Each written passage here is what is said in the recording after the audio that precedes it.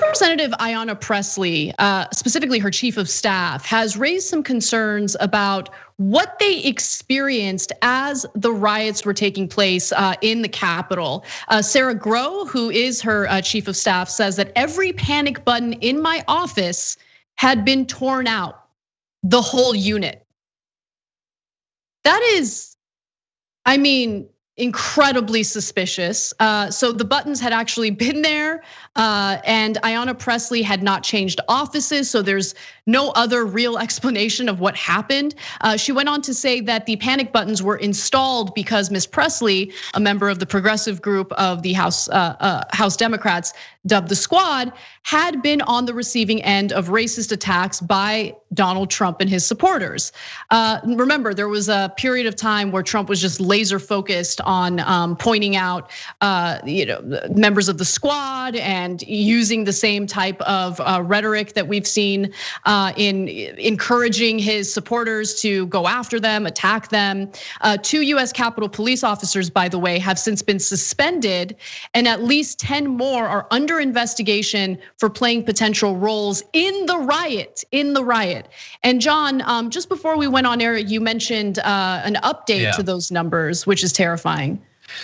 Yeah, so this is at least according to the appeal. The most recent number I've seen is 28 currently serving police from around the country have so far been identified. And remember, we're still in the initial days of this thing. People are combing through all the live streamed video, going through the Parler posts and things like that. But 28.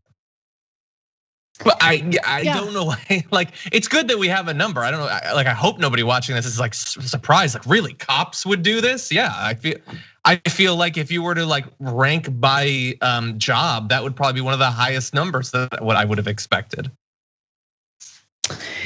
So there were other questionable things that were noticed by Democratic lawmakers. I want to now turn to Representative Cheryl, who just noticed that a day before the riots took place, there were certain tours happening in the Capitol building. Let's watch what she has to say.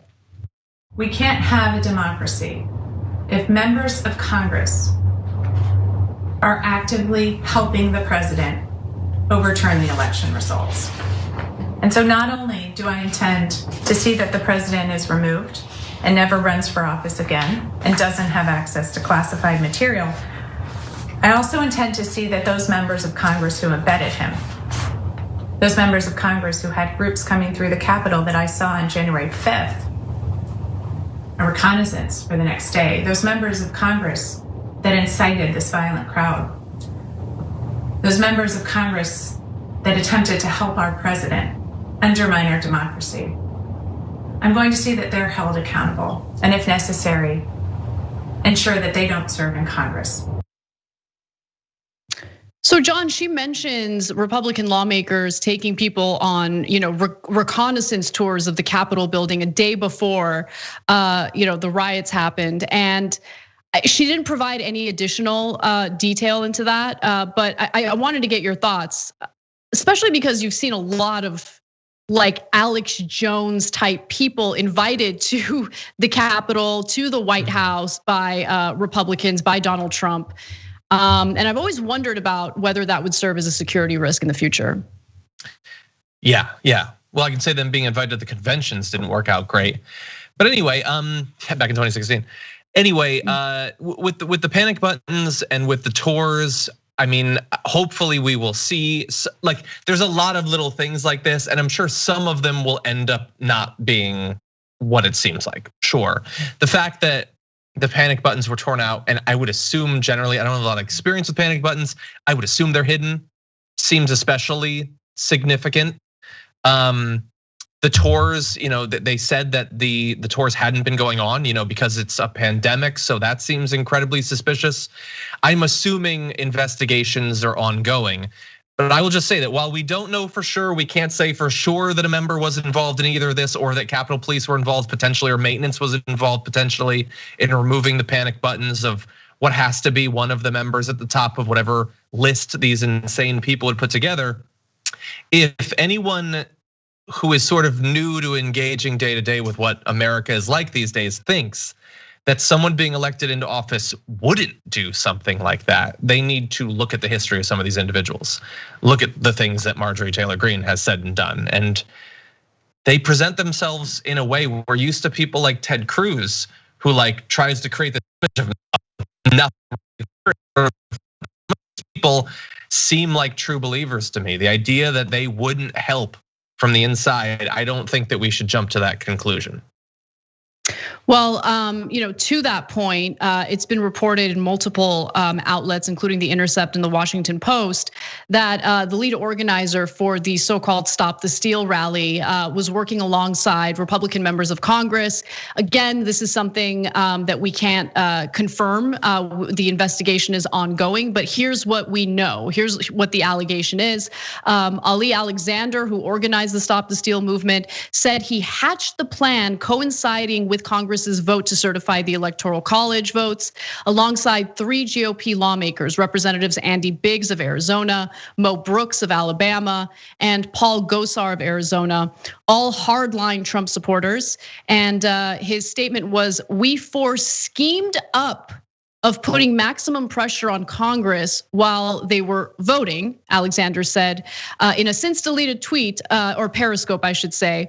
And then he also said that the plan was to change the hearts and the minds of Republicans who were in that body, hearing our loud roar from outside.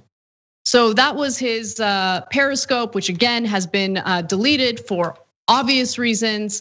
But look, I'm glad that there's an investigation taking place.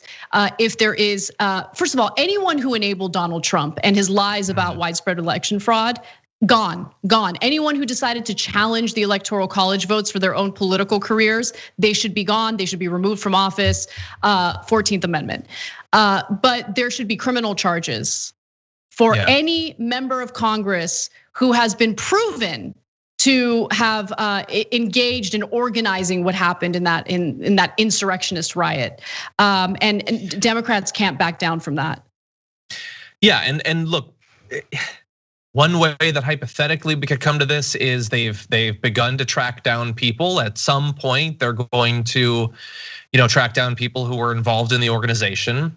Some of the people who are in the building, and they're going to try to get them to flip. I saw that one of the alt-right like online people who was like live broadcasting from inside of it, that Baked Alaska person, apparently right now isn't facing any charges, which could mean that our justice system is failing as always, or it could mean hypothetically that he's cooperating with law enforcement. And if the coordination did happen, and if it was electronic, there are going to be some people in there who in theory could provide that evidence to investigators. Who knows? We'll see. But it's possible. The fact that every file on Parler or whatever had been downloaded, that potentially is another way that some of this could be identified. It's going to be complicated. Right. There's a lot of people. It was organized over a good period of time. We don't know how long the investigation will take, but remember that the crazy people who've joined our Congress don't seem like the smartest individuals either. So I think it raises a greater chance that they could have slipped up and made some of this trackable. Thanks for watching The Young Turks, really appreciate it. Another way to show support is through YouTube memberships. You'll get to interact with us more. There's live chat emojis, badges. You've got emojis of me, Anna, John, JR. So those are super fun. But you also get playback of our exclusive member-only shows and specials right after they air. So all of that, all you gotta do is click that join button right underneath the video. Thank you.